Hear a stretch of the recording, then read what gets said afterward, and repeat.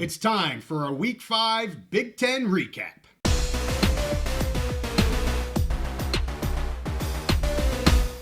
College football is back, and we're back on the big mountain. Hey, welcome back to the mountain. Week 5 is already in the books. My goodness, we were waiting for the college football to arrive, and it's just zooming past all of a sudden.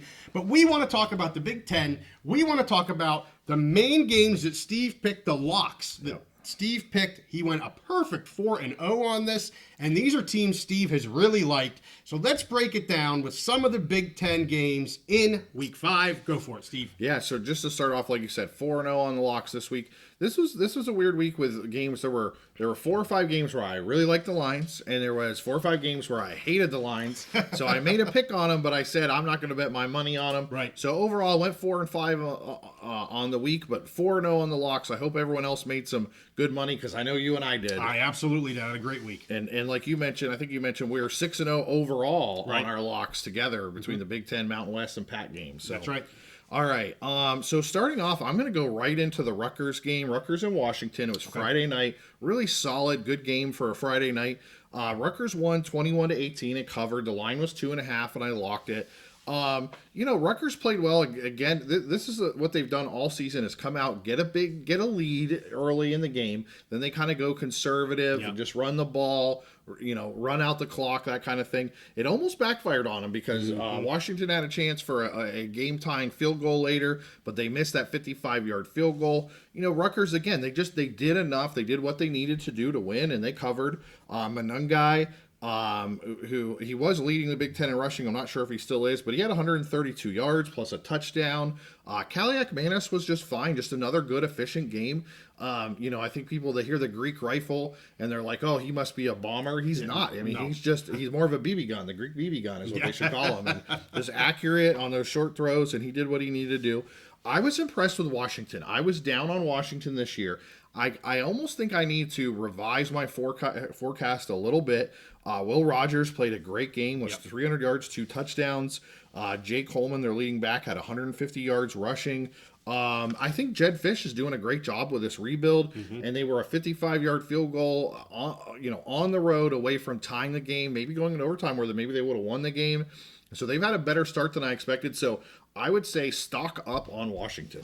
Well, I saw some comments from Washington fans that are a little disappointed in their team. And, of course, they're coming off that unbelievable season last year, losing a lot of those players. And I don't think it's fair to this team and the new head coach. What are they now, 3-2? I think 3-1. 3-1? Or no, 3-2. 3-2. They lost Washington State. Yeah, I mean, it's a good team. I mean, they're not a great team. Anybody that thought they were gonna be was kidding themselves. But they are a good, solid team. I think, and you're spot on about what is it, Kaliakmanis? Yes. Yeah. There's no gun in his arm, but he tries to be efficient and march the ball down the field. That's just what they do. You also mentioned that Rutgers almost kind of blew it. And, you look at them early in the game, and their same thing was last year. They're going to blow this team out. And then they just get conservative. And I'm not sure that's going to last. That's just their style. That's their style. I think it's going to catch up to bite them. At least it looks like it is. But they get the wins, they get the wins. Yeah, very well could. And that's why I don't think they're a team that's going to compete for a Big Ten championship. But these are the kind of wins. They're just going to rack up these wins, which is what we said coming into the season. Moving to the next game. This is one I'm excited about. I got to see all of this game. I was tailgating, and we actually got a game. We got enough signal to watch a game, so we watched the entire Indiana Hoosiers game. You and I, we've been high on Kurt Cignetti in Indiana all season. Vegas picked them to win 2.5 games coming, back in the spring, and they've already blown that out of the water. So Indiana blows Maryland out of the water, 42-28. Yeah. The game really wasn't even as close as the score indicates. Indiana had a slow start to the beginning. I think Rourke, it was his first 2 passes were both intercepted. First 2 passes of the game. So they don't score any points in the first quarter. I think you texted me, Indiana's starting slow. Right. But they were the better team. They had better players all over the field. Rourke, outside of, this was probably his worst game of the season because he had those 2 interceptions, plus he had a fumble. But he still went 22 of 33 for 359 yards, 3 touchdowns, led, 6 scoring drives. So, and again, just masterful of the offense outside of those turnovers. They started slow, and then, so they scored no points in the first quarter.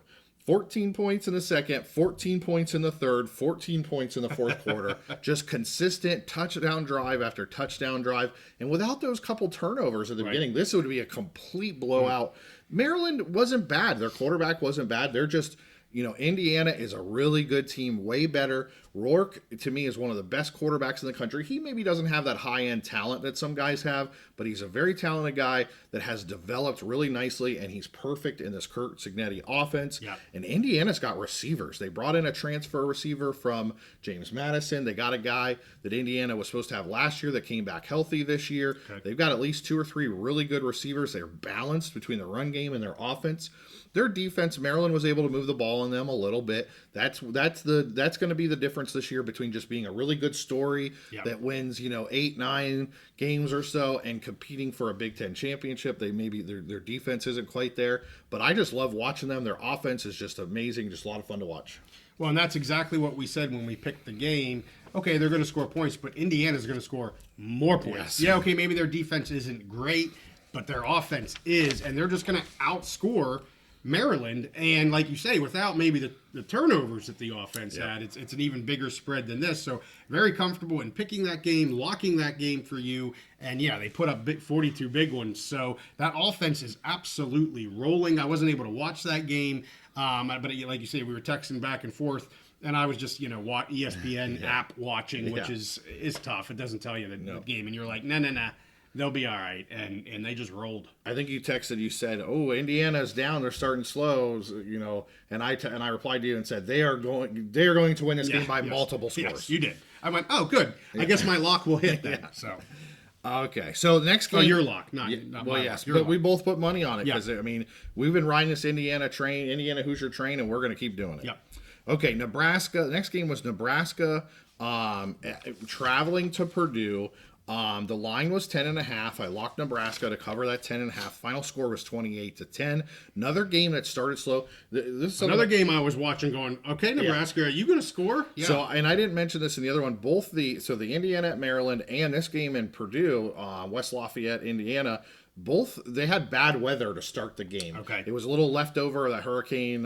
Was it Eileen or Irene or whatever? So it was rainy and windy, just bad weather, sloppy games to start. So Nebraska started off a little slow, and then second half outscored Purdue 28-0. It really just was not even a competitive game. Again, outside of just Nebraska just starting a little bit slow because of the weather. Dylan Raiola had another good game. Nebraska, they're just continue to do. They had that little hiccup against Illinois, who's also a pretty darn good, solid team. Yeah. But Purdue, as I said in the beginning, Purdue is just not a good team. After the game, I think it was Sunday, they went ahead and fired their offensive coordinator and hired a high school coach to come in. Was that right? Yeah, a very prolific former high school coach to come in and be the offensive coordinator. So we'll see. Honestly, Purdue this year, I would just keep betting against them. I like their coach was a great DC for Illinois a couple years, and I don't have anything against Purdue. Yep. Their talent level is just not on par in the Big Ten. They may have the least talent in the Big Ten. It was a horrible time for them to switch coaches. They lost Jeff Brom, who went to Illinois, an offensive-minded coach who had them rolling to a defensive-minded coach with all the talent left, and they have not been able to restock the cupboard. So it's just going to be a long rebuilding. They just don't have the talent level to compete in the Big Ten. You've been saying that, and they continue to make you correct. Yeah. So I don't have really any comments on that game. I wasn't really even I was score watching. That's all I was doing because I bet the game, but that was about it. So. Okay, my next game, USC 38-21 over Wisconsin. This was another lock. USC was 15.5 points, and I locked this game. And I think this was another one you were texting me. USC is starting slow. I'll tell you what, with the last 3 games you talked about, USC, Nebraska, and in Indiana, they started a little weak in terms of not just winning a game, but beating a spread that we had on them. But USC came on and they got her done. Yeah, this was a tale of two halves, and I got to see some of this game as I was getting ready to go into the stadium. I was watching a little bit of the tailgate, and then we lost our signal. And as we went to the stadium, they were showing the end of this game. Okay. And it was a tale of two halves. Wisconsin started out really well. They were physical. They were running the ball, running it down USC's throat. and just out physicaling USC at the very beginning, and that's what it looked like. Yeah. But again, a tale of two halves. In the second half, USC they have more talent. And I really think, and I'm going to talk about this later at the end, but their coaching, the adjustments they made, I think you can see the difference in these games with the coaching. It's two things, coaching and talent. Yeah. And as the game goes on, those things rise up to the top. And USC just has more talented players. Miller Moss was, again, very good. 300 yards, 3 touchdowns, was very efficient. USC just has more athletes all over the field. And USC outscored Wisconsin 28-0 in the second half. It was just, boom, boom, boom, pulling away. And another lock hit. And again, I'm high on USC. I've been high on them all season, partly to their talent, and also hiring Danton Lynn has come in and revamped that defense and made it respectable. Like, I don't know if it's a top 10 defense or anything, but they're respectable. Right. Yeah, I continue to be impressed with USC, and I was down on them, and they did what they needed to do, and I believe it was a pick 6 at the end of the game to hit your lock. Yes, they hit the lock. Yeah, I'm like, Wisconsin has the ball. You're going to need a defensive score. Yep. Well, guess what? You got a defensive score, and bam, 4-0 on your lock. So well done, sir. Cha-ching, cha-ching. Absolutely. The last game I'm going to talk about, Penn State game. Everybody who's watching this knows I'm a Penn State fan. I did pick Penn State to cover 17.5. I didn't lock it just because the line was a little high, a little higher than I liked. I think I said to you if it was 13.5, I would have locked it. You did. They won by 14. You did. So Penn State. So Illinois actually came out first drive, marched right down the field, scored a touchdown. Looked like Penn State couldn't stop them. Penn State gets the ball. They march right down the field. And look equally good. And from then on, Illinois could not do a damn thing because Penn State basically just dominated it in the trenches, both sides. Penn State was just the superior team at pretty much every position. There was a lot, and I've been very positive about Luke Altmaier this season. He's played a lot better than last year. There was a lot of talk, though, from Illinois fans. Altmaier, best quarterback in the Big Ten. He's obviously so much better than Drew Aller, yada, yada, yada.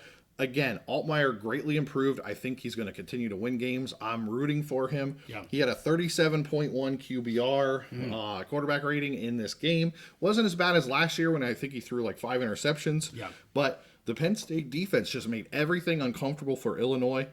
I think Illinois was held to under 50 yards rushing in the game, which if you watch the Illinois-Nebraska game, that was the big thing. Illinois was able to run the ball in Nebraska. They couldn't do that at all on Penn State. Yeah. For Penn State, the offense so Illinois, they run a certain specific offense. Brett Bielema is a very good defensive coach. He has a good defensive staff. They have a great defensive coordinator, and they know how to slow down the Penn State offense. Drew Aller, they run some specific both man and zone with a one high safety that just really locks down the receivers. So basically, what they said, they're going to come in, they're going to make things difficult on Drew Aller. He was very efficient, only threw for like 130 yards or something like that, but had a good rating, very efficient. And the story was Penn State just ran the ball down Illinois' throat. They couldn't stop him. And Penn State's getting 6-7 yards every time they rush the ball.